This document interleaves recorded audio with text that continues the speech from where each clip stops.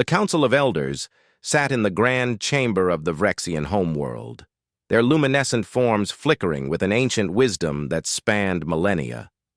These beings had witnessed the rise and fall of countless civilizations across the galaxy, and their warnings carried the weight of eons. "Never provoke the humans," Elder Zixthar intoned, his voice resonating through the crystalline walls.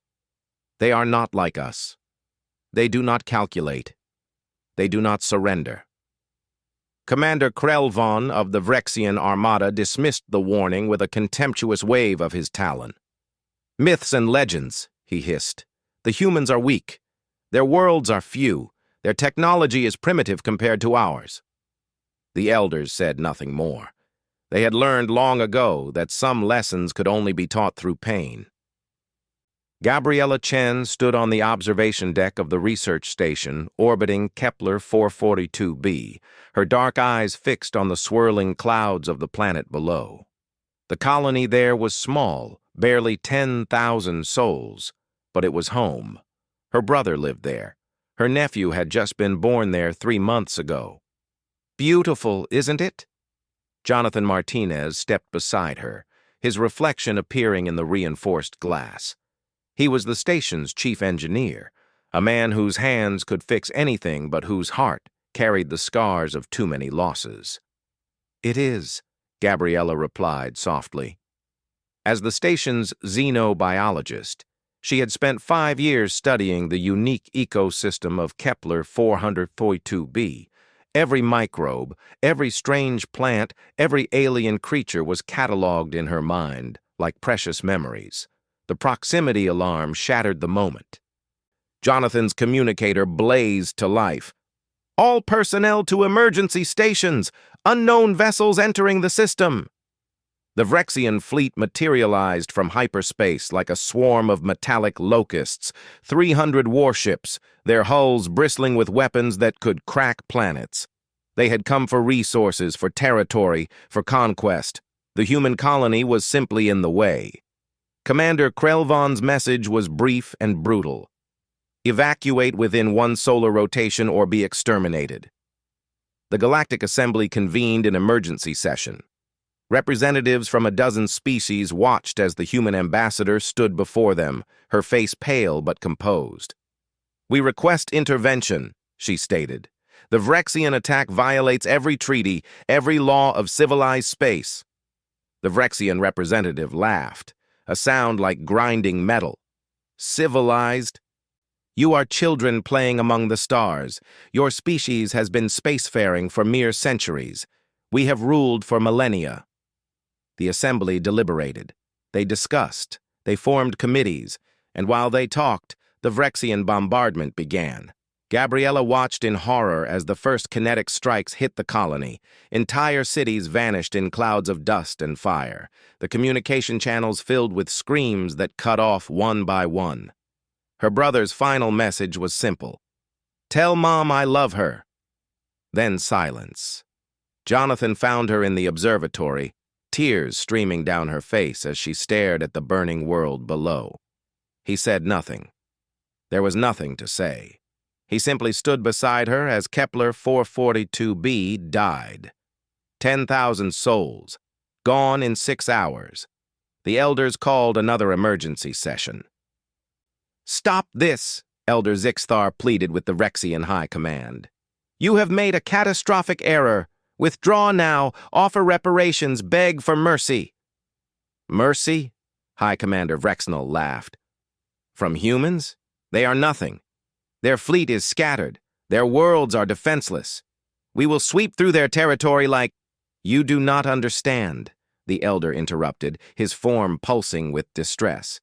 "Humans do not fight like us. They do not calculate acceptable losses.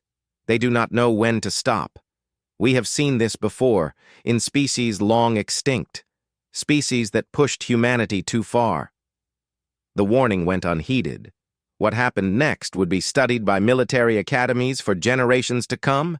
Humanity didn't mobilize. They didn't declare war. They didn't follow any protocol the galaxy recognized. They simply acted. Every human ship, from massive dreadnoughts to tiny personal craft, converged on Vrexian space. Scientists became soldiers, teachers became tacticians.